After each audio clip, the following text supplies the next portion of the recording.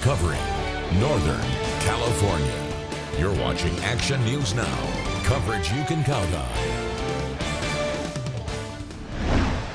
We did not have flood insurance, so we're pulling out of our retirement to pay for all of this damage. After all that heavy rain, we look at why a Butte County neighborhood is facing flood insurance struggles. Plus, new at 6, state Republicans are pushing to block bans that stop you from buying gas appliances. We'll break down this new effort.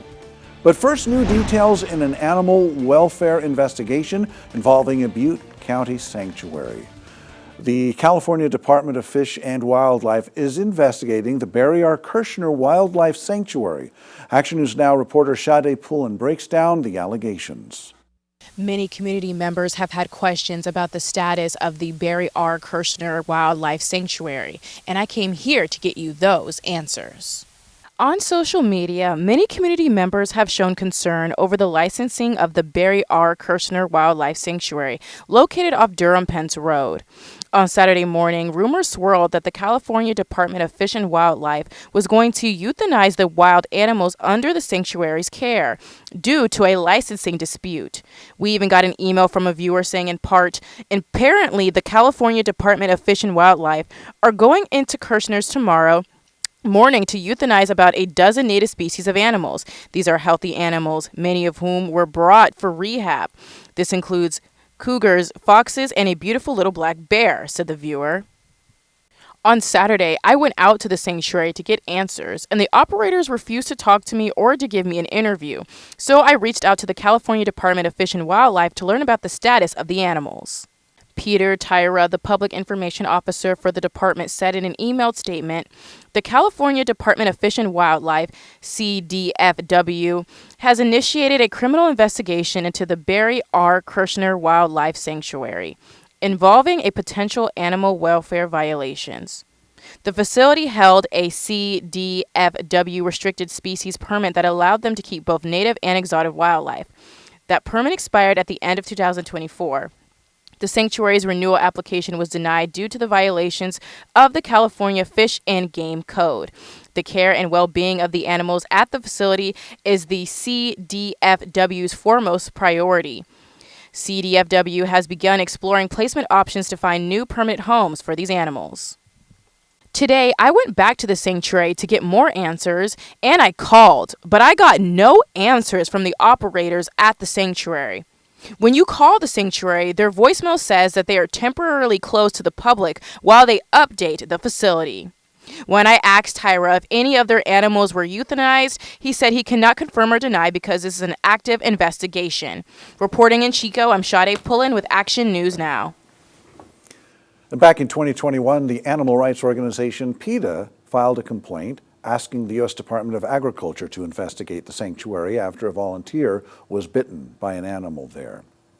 Now, following breaking news of a big traffic crash along Highway 99 at East 20th Street, you can see the traffic backed up there. This is the northbound lane. We called the CHP, and we are working to find out the cause of the backup. We sent a reporter on the way. We're working to learn more, and we will give that to you as soon as we get it. But for now, let's talk about the weather. Beautiful weekend that we just had.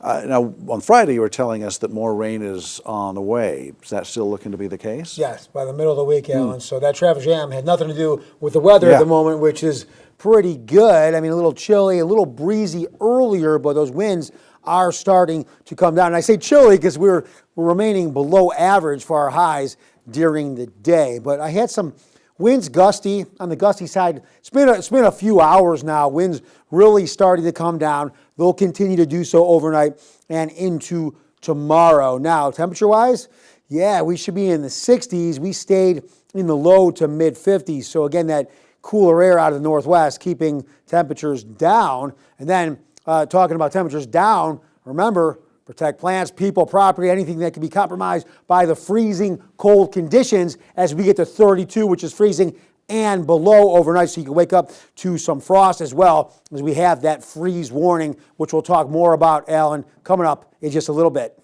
Thanks, Howie. Now, a travel alert if you travel Highway 32. This stretch that you see behind me will be fully closed all week from Humboldt Road to the Tehama County line. Crews will be conducting park fire emergency work like tree removal and erosion control. The road will be closed Monday through Friday, 8 a.m. to 4 p.m. You will be able to get through 3 times a day. There will be half-hour openings, 10 a.m., noon, and 2 p.m. The work is expected to last 1 to 2 weeks, depending on the weather. New at 6, state Republican lawmakers, including Assembly leader, Republican leader James Gallagher, they are calling for the federal government to block bans that prevent Californians from buying gas appliances for their homes. Republican lawmakers sent a letter to U.S. Energy Secretary Chris Wright calling for the department to overturn the gas appliance bans and restrictions whenever possible.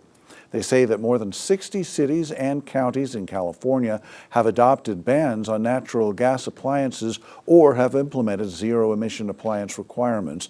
Gallagher says that Californians, quote, can't afford to have out-of-touch bureaucrats ban more affordable energy sources. After the heavy rain last week, we are learning why a Butte County neighborhood is struggling with flooding from Kiefer Slough.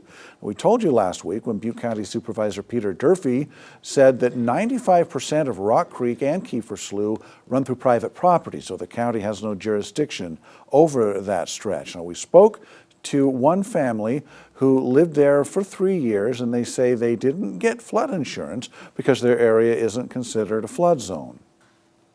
Flood zone X, where I believe we're in, has very low likelihood of flooding in this area. That's why we didn't take out flood insurance.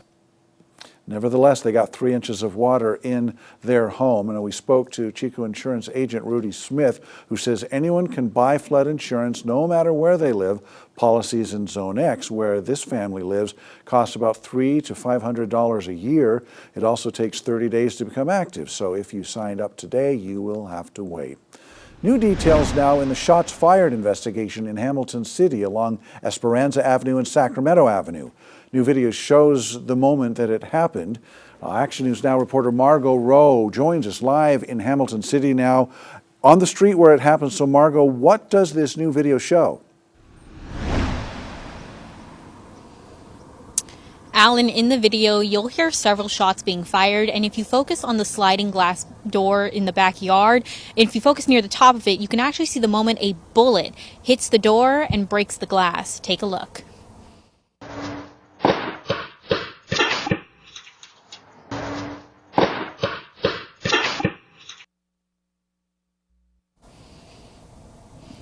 I spoke with the homeowner, and she says the bullet entered her home around 5:53 yesterday. Thankfully, nobody was home, but she was supposed to host a Super Bowl party that day, and she decided to host it at her mom's instead.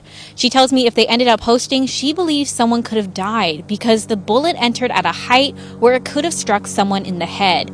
Now, I've reached out to the sheriff's department on the matter, and they have no response yet. The neighbor told me that the sheriff deputies arrested an Orland teen tied to the shooting, but have not received confirmation of that yet. And many neighbors didn't want to go on camera because they believe that this may be gang related, but a few of the neighbors I spoke with plan to go to the county in hopes that they'll see more services from the Glenn County Sheriff's Department, especially when it comes to extra patrols and response times, as neighbors tell me that it took at least 40 minutes for deputies to arrive. Reporting in Hamilton City, I'm Margot Rowe for Action News Now. Thank you, Margot. The neighbor said that she and her husband have spent hours cleaning up the home and found micro shards of glass. They also say they had to throw away several baby items from really out of safety for their toddler and their newborn.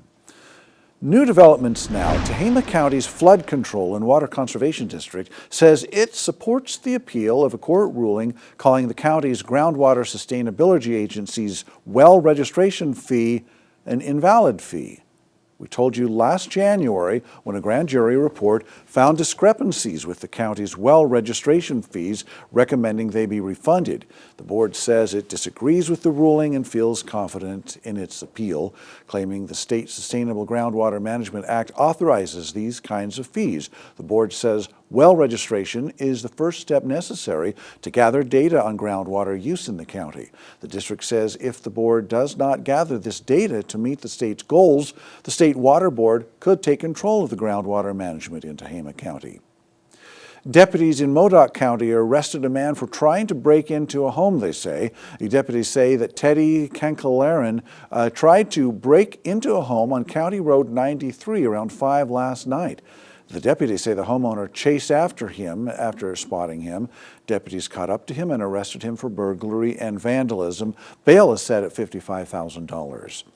Ahead and new at 6, a canine on the job. You won't believe what this dog found during a traffic stop in Siskiyou County. Plus, also new at 6, a look at the people who work to make sure our wildfire programs are supported. Straight ahead.